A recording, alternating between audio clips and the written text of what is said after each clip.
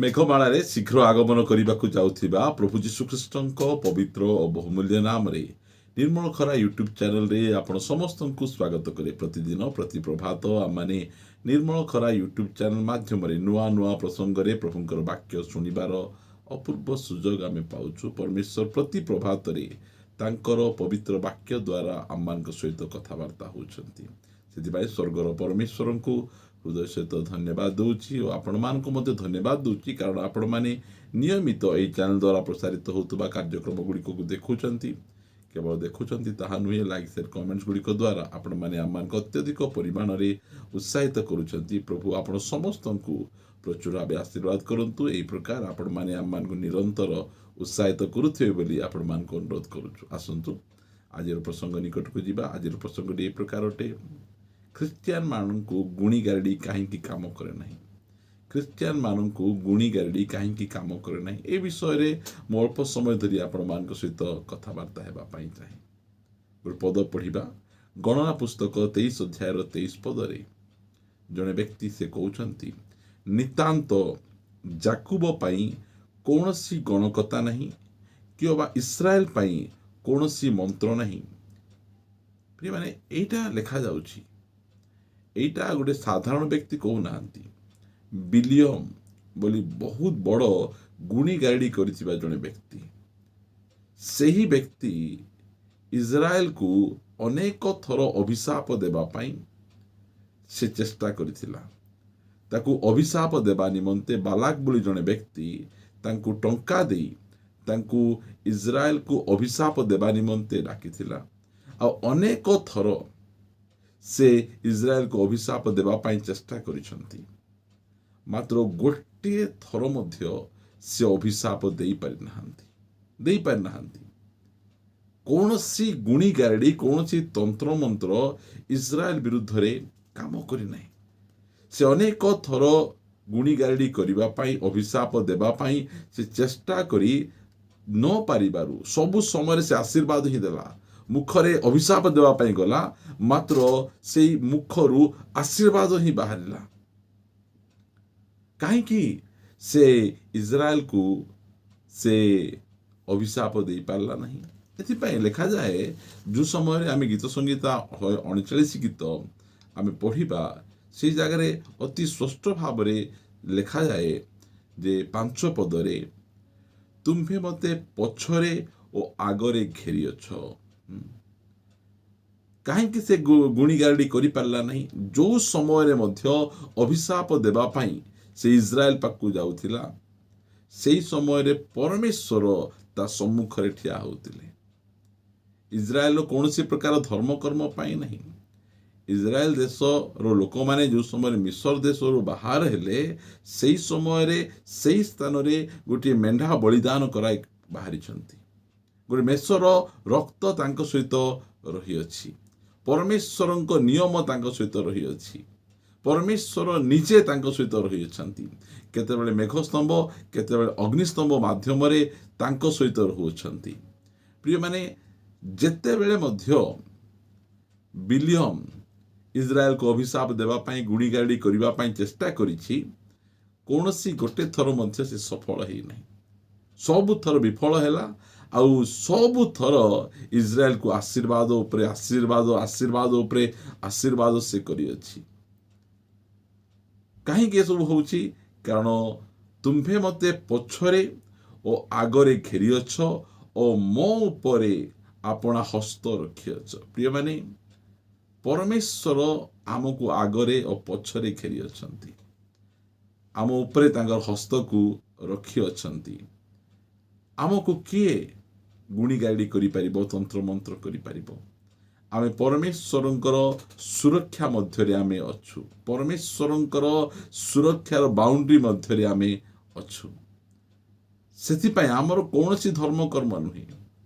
Israel ଲୋକମାନଙ୍କ ପାଖରେ କେବଳ ଗୋଟିଏ ମେଷଶାବକଙ୍କର, ଗୋଟିଏ ମେଣ୍ଢାର ରକ୍ତ ଥିଲା।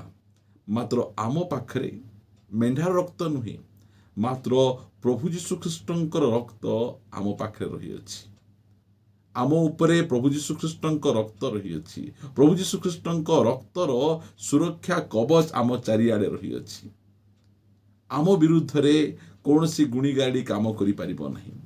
इज्राएल विरुद्ध रे तो कौनसी प्रकार गुणीगाड़ी काम करि नहीं, मात्र आम विरुद्ध रे कौनसी गुणीगाड़ी तो काम करिबो नहीं। आ परमेश्वर आमको से जो अधिकार आम मानकु देइछंती, मार्क यार 16 अध्याय आम पढ़िबा 17 पद। आ विश्वासी मानकर एही सबु चिन्ह अनुवर्तित हेबो, से माने मो नाम रे भूत मानकु छड़ेबे।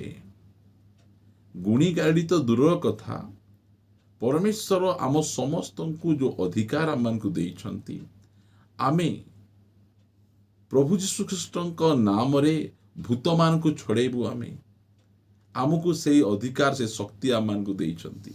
मात्र आज अनेक ख्रिस्टियान भाई भौणी माने एही प्रकार शक्ति जे परमेश्वर आमको देइछंती ताहा से माने जानती नहीं। जेतेबेले परमेश्वर प्रभु यीशु ख्रीष्ट 12 जन शिष्यंकु 72 जन शिष्यंकु से सेवा करिबा पय पठेइथिले, से जो स्थान को जीवा को इच्छुक थिले सेही स्थान मानकर एमान को पठेइले।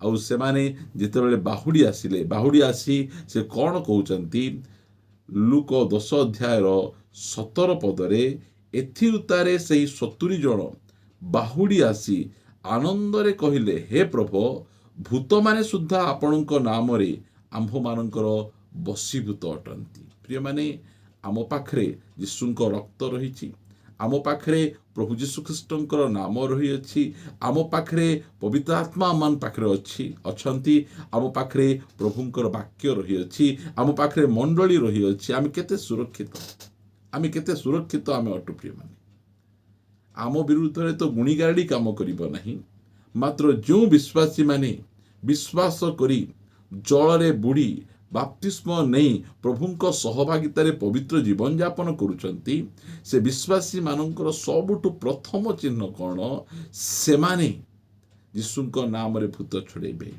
सेटा शिष्य माने कहउचंती, प्रभु आपणक नाम रे भूत माने दुष्ट आत्मा माने मंद आत्मा माने आम मानकर बसीभूत। कारण पुरातन नियम रे केही मध्य भूत छड़ेबार अधिकार पाई नथिले, मात्र नूतन नियम आसु आसु प्रभु यीशु ख्रीष्ट तांकर सद्भक्त मानकु, विश्वासी मानकु से दुष्ट आत्मा मानक उपरे, भूत मानक उपरे से अधिकार देउछंती।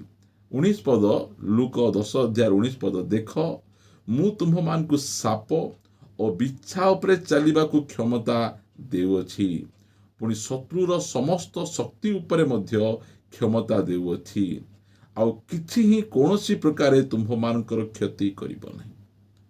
आमे प्रभु यीशु ख्रीष्टଙ୍କ निकटरे आमे अछु, ताहाले आमे केते सुरक्षित। आमको परमेश्वर दुष्ट आत्मा, मंद आत्मा, असुची आत्मा, जो प्रकार मध्य स्पिरिट आत्मा ए जगत रे वास करूअछि रहिछि, से समस्तଙ୍କ उपरे आमको अधिकार दैछंती। गोटे ख्रिस्टियान कौनसी गुणीगारेडी, भूत प्रेत कौनसी डरिबार आवश्यक नहीं, बेकरे कौनसी दौड़ी बांधिबार आवश्यक नहीं, मुंडरे कौनसी कला टुपा लगेबार आवश्यक नहीं, गड़रे कौनसी कला दौड़ी बांधिबार आवश्यक नहीं। दौड़ी आमको सुरक्षा दे परिबो नहीं, कला टुपा कि बेकरे आमे कौनसी प्रकार तंत्र मंत्रर विषय मध्य आमको सुरक्षा दे परिबो नहीं। काहेकि दे परिबो नहीं? आमर प्रभु यीशु ख्रीष्टଙ୍କ रक्त आमको से शक्ति देउछंती। प्रभु यीशु ख्रीष्टଙ୍କର वाक्य, प्रभु यीशु ख्रीष्टଙ୍କ नाम, से पवित्र आत्मा आम संगरे अछंती, से आमको ए सब ऊपर अधिकार दउछंती। जेतेबेले इज्राएल लोक गोटे मेंढार बलिदान रे बाहरी आसुथिबा समय रे तांकु एड़े बड़ गुणिया बिलियमकर कौनसी शक्ति काम दउ नहीं। ताहाले भाबी देखंतु, निखुंत निष्कलंक मेषशाबकଙ୍କ रक्त आमको मुक्त करियछंती, आमको सुरक्षा प्रदान करिछंती। प्रिय माने प्रभुंक सुरक्षा कवच भितरे रुहंतु, बाहर को जानतु नहीं। जो समय रे आपण परमेश्वरंकर सुरक्षा मध्य अछंती, दुनियार कौनसी गुणीगारेडी, कौनसी तंत्र मंत्र आपणक विरुद्ध रे काम देव नहीं। यह निहाती जानिबार आवश्यक रही अछि। प्रिय प्रभुंक लोक माने, सेतिपाई आमे प्रभुंक लोक माने निर्विघ्नतारे आमे जीवन यापन करि परिबो। दुनियार जे कौनसी स्थान रे मते रखिले आमे कौनसी प्रकार अंधकार शक्ति को आमे भय करिबो नहीं, कारण आमर प्रभु यीशु ख्रीष्ट सबु शक्ति उपरे से आमान को अधिकार आमान को देइछंती। पालक माने, सुसमाचार प्रचारक माने, प्रेरित माने, बाइबल शिक्षक माने, भाववादी माने भूत छड़ेबे लिखा जाए नहीं, से माने मध्य भूत छड़ेबे, मात्र विश्वासी मानकर एही सब चिन्ह अनुवर्तित हेबो। प्रिय माने, विश्वासी मानंकु परमेश्वर से अधिकार देई अछंती। प्रभु आपण को मध्य अधिकार देइछंती। आपण कोनोसी प्रकार अंधकार शक्ति रे भय करिवार आवश्यक नहीं। आपण जदि सत्य भाव में मन परिवर्तन करी प्रभु यीशु ख्रीष्टଙ୍କ ठारे निज जीवन को समर्पण करिसंती, आपण सुरक्षित अटंती। परमेश्वर आपण को एई प्रकार सुरक्षा रखिचंती, से सुरक्षा कवच भितरे परमेश्वर बिना अनुमति रे कौनसी प्रकार अंधकार शक्ति स्पर्श करि परिबो नहीं। प्रभु आमान को आशीर्वाद करंतु। आसंतु प्रार्थना करिबा। स्वर्गीय पिता, मु तुमको धन्यवाद दउछि। तुमे आमको प्रेम करूछ, आमको सुरक्षा देइछ। अंधकार शक्ति, गुणी गाड़ी, तंत्र मंत्र ए सब गुड़िक फेल मारिछि। यीशुଙ୍କ रक्तर सुरक्षा आम सहित रही अछि। सेथिपाई मु तुमको गौरव दिए, महिमा दिए प्रभु, कारण प्रभु तुमे सेते शक्तिशाली परमेश्वर तुमे अठ। तुमे मृत्युवरण कल आ पुनरुत्थित होई जुगे जुगे जीवित आमको सुरक्षा देबा पाई, आम सहित रहिबा पाई, आमको चारिआडे घेरी रखिबा पाई तुम नाम गौरव हेउ, महिमा हेउ प्रभु। सबु समय वाक्य द्वारा कथबार्ता होथिबारु धन्यवाद दे प्रार्थना प्रभु यीशुଙ୍କ नाम रे मागुछु, आमेन। समस्त नमस्कार, प्रेज द लॉर्ड। प्रभु आपण समस्त को प्रचुर आशीर्वाद करंतु। प्रभु अनुग्रह कले आसंता अध्याय रे नुआ प्रसंग रे आमे परस्पर सहित साक्षात करिबा रहिबा। नमस्कार, praise the Lord, God bless you.